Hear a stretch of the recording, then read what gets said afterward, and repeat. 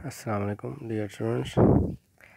आज जिस टॉपिक पे हम बात करेंगे वो 9th क्लास में चैप्टर नंबर 2 में इसका थर्ड टॉपिक है स्केलर्स एंड वेक्टर्स। इम्पोर्टेंट जो है वो एक टॉपिक है, इसमें बहुत सारे MCQs और शॉर्ट क्वेश्चन बनते हैं, तो आज हम इसको अंडरस्टैंड करते हैं। तो सबसे पहले हम बात करते हैं स्केलर्स की। तो स्केलर्स क्या होते हैं और वेक्टर्स क्या होते हैं। इससे पहले अगर हम थोड़ी रिवीजन कर लें तो उसमें हमने पहली चीज़ जो पढ़ी है दैट इज़ फिज़िकल क्वांटिटीज़। तो ये मेजरेबल क्वांटिटीज़ होती हैं फिज़िकल क्वांटिटीज़। इसकी हमने दो टाइप्स पढ़ी हैं, बेस क्वांटिटीज़ और दूसरी हमने पढ़ी हैं डिराइव। ये सारी बेस फंडामेंटल हैं और डिराइव की गई हैं बेस से।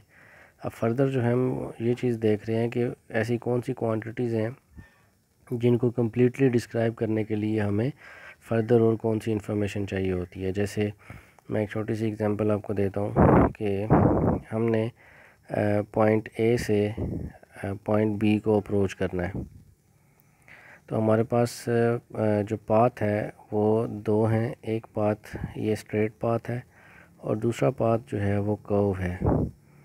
तो एक पर्सन जो है वो इस पाथ 1 को चूज़ करता है और एक पर्सन जो है वो पाथ 2 को चूज़ करता है।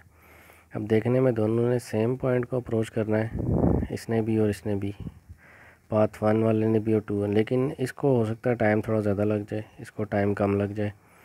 अब जो पर्सन 1 है जो पाथ 1 पे चल रहा है, इसके बारे में ये बताना बड़ा इजी है कि मैंने इस डायरेक्शन में जाना है। एक डायरेक्शन बाजू के साथ इशारा करके बता सकता है कि मैं इस डायरेक्शन में जा रहा हूँ। लेकिन अगर इससे पूछा जाएगा तो ये पहले कहेगा जी मैं अपर डायरेक्शन में जा रहा हूँ, लेकिन वो तो इस डायरेक्शन में नहीं जा रहा, आगे जाके टर्न करता है। फिर वो कहेगा नहीं मैं इस डायरेक्शन में जा रहा हूँ, फिर कहेगा इस डायरेक्शन में। तो यहाँ पे कोई भी डायरेक्शन जो है वो स्पेसिफाइड नहीं है। तो हमने इन दोनों का डिफरेंस इसी बेस पे करना है कि जिस भी क्वांटिटी को बताने के लिए डायरेक्शन रिक्वायर नहीं होती वो क्वांटिटी एक टाइप की क्वांटिटी है, और जिसको बताने के लिए डायरेक्शन की ज़रूरत होती है। अब जैसे हमने किसी भी इस ऑब्जेक्ट को ए पॉइंट से बी पॉइंट पे लेके जाना है, तो जब तक हम बताएंगे नहीं कि फोर्स इस डायरेक्शन में लगाएं, आप कभी भी इस पॉइंट को अप्रोच नहीं कर पाएंगे। क्योंकि मैं सिर्फ इतना कह दूं कि फ़ोर्स लगा दें, तो फोर्स तो आप किसी भी डायरेक्शन में लगा सकते हैं। इसलिए इस क्वांटिटी को बताने के लिए, तो इस ए पोजीशन से बी को अप्रोच करने के लिए हम जब तक डायरेक्शन नहीं बताएंगे कि फ़ोर्स इस डायरेक्शन में लगाई जाए, ये बी पॉइंट को अप्रोच नहीं कर सकता। अगर मैं सिर्फ इतना कह देता कि इसके ऊपर फोर्स लगा दें, तो डायरेक्शन नहीं बताता, तो आप तो किसी भी डायरेक्शन में फ़ोर्स लगा सकते थे। इसलिए हमने स्पेसिफाइड करना है। तो फोर्स इसका मतलब है एक ऐसी क्वांटिटी है जिसको बताने के लिए सिर्फ इतना बताना काफ़ी नहीं है कि 10 न्यूटन फोर्स लगा दें, बल्कि ये भी बताना है कि हमने वो फोर्स लगानी किस डायरेक्शन में है। तो हम लिखेंगे towards north, south, east, west, तो इसमें फिर डायरेक्शन भी रिक्वायर्ड होती है। तो अब हम आते हैं डेफिनेशन के ऊपर। तो पहले हम डेफिनेशन करते हैं स्केलर की, कि व्हाट इज़ स्केलर क्वांटिटी। तो स्केलर क्वांटिटीज़ वो क्वांटिटीज़ होती हैं, ये डेफिनेशन है, a physical quantity which completely describe by its magnitude only. अगर हमें किसी क्वांटिटी की सिर्फ मैग्नीट्यूड गिवन दी हो और हमें सारी इन्फॉर्मेशन उसके बारे में मिल जाए, तो उसको हम स्केलर क्वांटिटी कहते हैं। जैसे कि 40 kg। अब kg किलोग्राम मैस का यूनिट है, इसको बताने के लिए हमें डायरेक्शन की रिक्वायरमेंट नहीं होती, ठीक है। इसी तरह अगर हम कहें 10 सेकंड्स, तो सेकंड्स को बताने के लिए भी डायरेक्शन नहीं चाहिए। अगर हम इसको लिखें 25 केल्विन, तो टेम्परेचर बताने के लिए भी डायरेक्शन रिक्वायर्ड बताना ज़रूरी नहीं है। तो ये ऐसी क्वांटिटीज़ हैं जिनको कम्प्लीटली डिस्क्राइब किया जा सकता है किसके साथ, सिर्फ उसकी न्यूमेरिकल वैल्यू और मैग्नीट्यूड के साथ, सिर्फ मैग्नीट्यूड के साथ।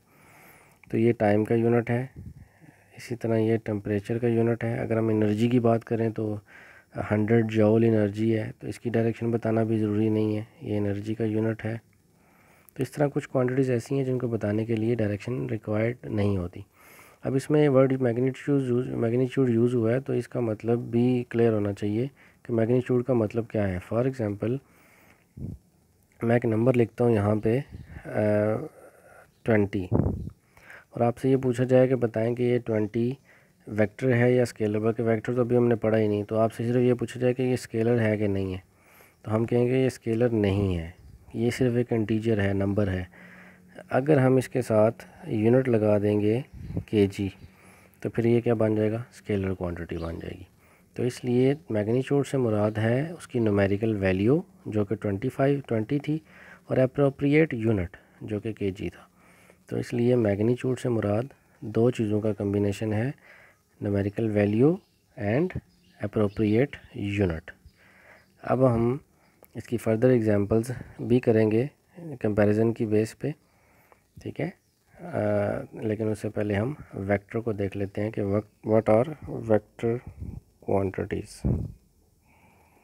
तो इसकी पहले मैं डेफिनेशन लिखता हूँ। A quantity which completely describe by its magnitude and direction.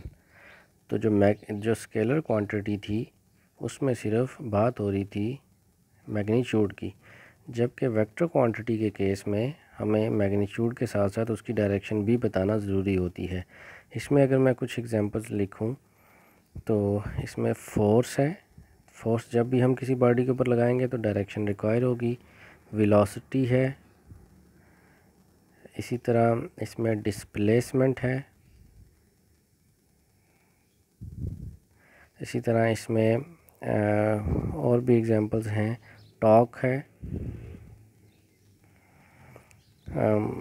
और भी क्वांटिटीज़ हैं, लेकिन हम फर्दर पे बात नहीं करते, हम जस्ट कुछ वैल्यूज़ यहाँ पे लिखते हैं। अब मैं इसकी एग्जांपल्स आपको बता देता हूँ फर्दर कि वेक्टर क्वांटिटी के लिए हमें 3 चीज़ों की रिक्वायरमेंट होती है। उन 3 चीज़ें कौन कौन सी हैं? नंबर 1, हमें फॉर एग्ज़ाम्पल मैं कहता हूँ कि मैग्नीट्यूड चाहिए। तो मैग्नीट्यूड का मतलब हमने अभी क्या पढ़ा है, 2 चीज़ें, एक उसकी न्यूमेरिकल वैल्यू और दूसरी चीज़ हमने पढ़ी है उसका यूनिट। तो 2 चीज़ें तो ये हो गई जो कि मैग्नीट्यूड बताने के लिए हमें बताना ज़रूरी होती हैं।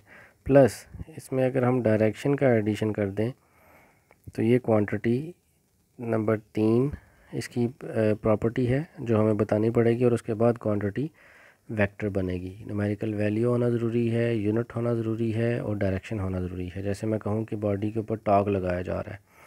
अब टॉर्क 2 तरह का होता है, एक क्लॉकवाइज और एक एंटी क्लॉकवाइज। जैसे डोर को ओपन करने के लिए हम क्लॉकवाइज घुमाते हैं या एंटी क्लॉकवाइज घुमाते हैं। क्लॉकवाइज और एंटी क्लॉकवाइज का मतलब क्या है कि अगर हम ये क्लॉक की बात करें तो जो इस डायरेक्शन में होगा दैट इज़ क्लॉकवाइज, और जो इस डायरेक्शन में बॉडी मूव करेगी उसको हम कहेंगे एंटी क्लॉकवाइज। इस तरह हर एक जो क्वांटिटी है वेक्टर उसकी लाजमी कोई ना कोई डायरेक्शन होगी, ठीक है। तो ये चीज़ क्लियर होनी चाहिए। तो इसके बारे में जब भी हम लिखेंगे हम कहेंगे कि 10 न्यूटन मीटर टॉर्क अप्लाई किया हमने क्लॉकवाइज डायरेक्शन में, तो तब जाके ये सारी एक्सप्लेनेशन क्लियर होगी। अब इसमें जो सबसे इम्पोर्टेंट चीज़ है जो हमने इसमें पढ़नी है दैट इज़ रिप्रेजेंटेशन, कि हम वेक्टर क्वांटिटीज़ को रिप्रेजेंट कैसे करते हैं ऑफ वेक्टर क्वांटिटी। ये क्लियर होना चाहिए। इसकी 2 रिप्रेजेंटेशन है, one is called the symbolical representation,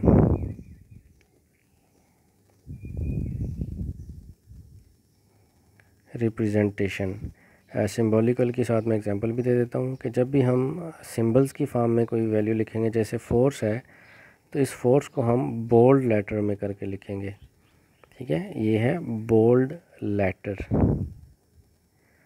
या फिर अगर हम बोल्ड लेटर में नहीं लिखते तो इस फोर्स के ऊपर हम इतना सा एरो लगा देंगे जिसको हम एरो हेड कहते हैं। जिसके हेड के ऊपर हमने एक एरो लगा दिया तो तब ये क्वांटिटी जो है वो वेक्टर क्वांटिटी रिप्रेजेंट होगी।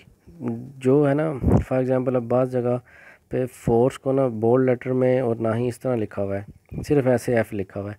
अब इसका मतलब है कि ये एफ़ हमें बता रहा है मैग्नीट्यूड के बारे में, मींस के इस केस के अंदर हमें जो गिवन चीज़ है वो सिर्फ मैग्नीट्यूड है। अब ये कैसे मुमकिन है कि हम एक वेक्टर क्वांटिटी को स्केलर में कन्वर्ट कर सकें? तो इसमें कंफ्यूज नहीं होना। देखें, जो भी क्वांटिटी वेक्टर होती है उसके पास ऑलरेडी मैग्नीट्यूड होती है अकॉर्डिंग टू इट्स डेफिनेशन। तो ये ऑलरेडी मैग्नीट्यूड रखती है। तो अगर हमने सिर्फ मैग्नीट्यूड गिवन दी हुई है और उसको एफ़ की फॉर्म में लिखा हुआ है, इसका मतलब है हमने उसकी डायरेक्शन को फाइंड आउट करके सिर्फ उसकी मैग्नीट्यूड निकालनी है। डायरेक्शन का हमें पता है और सिर्फ मैग्नीट्यूड निकाल ली है। तो इस तरह मैग्नीट्यूड का अलग फार्मूला है, डायरेक्शन का अलग है, वो हम आगे पढ़ेंगे भी। लेकिन यहाँ पे जो हम रिप्रेजेंटेशन पढ़ रहे हैं उसमें ये बोल्ड लेटर में लिखा हुआ होना ज़रूरी है। मैंने जो एग्जांपल्स लिखी हैं ऊपर वेक्टर क्वांटिटी के केस में, इन सब के लिए अगर मैं सिंबल लिख लूँ तो वेलोसिटी को भी मैं बोल्ड लेटर में लिखूँगा। डिस्प्लेसमेंट को अगर हम डी से लिख रहे हैं तो इसको भी मैं बोल्ड लेटर में लिखूँगा। टॉर्क को भी अगर हम इसके सिंबल की शक्ल में लिख रहे हैं, ऐसे इसका सिंबल होता है, टॉर्क पढ़ते हैं इसे। या फिर अगर मैं इसको ऐसे नहीं लिखता तो मैं इसके ऊपर लगा दूँगा एरो हेड। तो that represent a vector quantity. उसके बाद जो दूसरी इसकी रिप्रेजेंटेशन है that is called the graphical representation या फिर पिक्चोरियल रिप्रेजेंटेशन। तो इस केस में हम एक एरो लगाते हैं और उसके आगे हेड। तो it shows head, it shows tail. और ये जो लेंथ है इसकी, ये इसकी बताती है मैग्नीट्यूड। फॉर एग्ज़ाम्पल अगर हम कहें कि ये एरो वेक्टर है या स्केलर है, तो एरो बस एक पिक्चर है। अगर कोई क्वांटिटी लिखी हुई है तो वो कह सकते हैं कि वो, फॉर एग्ज़ाम्पल ये है 5 न्यूटन फोर्स, तो मैं कहूँ कि हम 10 न्यूटन फोर्स को ड्रा नहीं करते बल्कि सिर्फ एरो लगा देते हैं। तो इसके डबल करने से हमें ये अंदाज़ा हो जाएगा कि ये 10 न्यूटन है। अगर मैं इससे ज़्यादा फोर्स की बात करूँ तो ये 30 न्यूटन हो गया। तो इस तरह हम इसकी वैल्यू को गेस कर सकते हैं सिर्फ एरो वगैरह लगा के। तो ये इसकी ग्राफिकल रिप्रेजेंटेशन है। आपको वीडियो बेहतर लगी है तो इसको सब्सक्राइब करें इस चैनल को। और जो भी क्वेश्चन है ये, क्योंकि 9th के लेवल का जो है वो लेक्चर है, इसलिए आपने फर्दर इंफॉर्मेशन इसमें कलेक्ट करने की ज़रूरत नहीं है। तो चैनल को सब्सक्राइब करें और जो क्वेश्चंस हैं वो आप पूछ सकते हैं। शुक्रिया।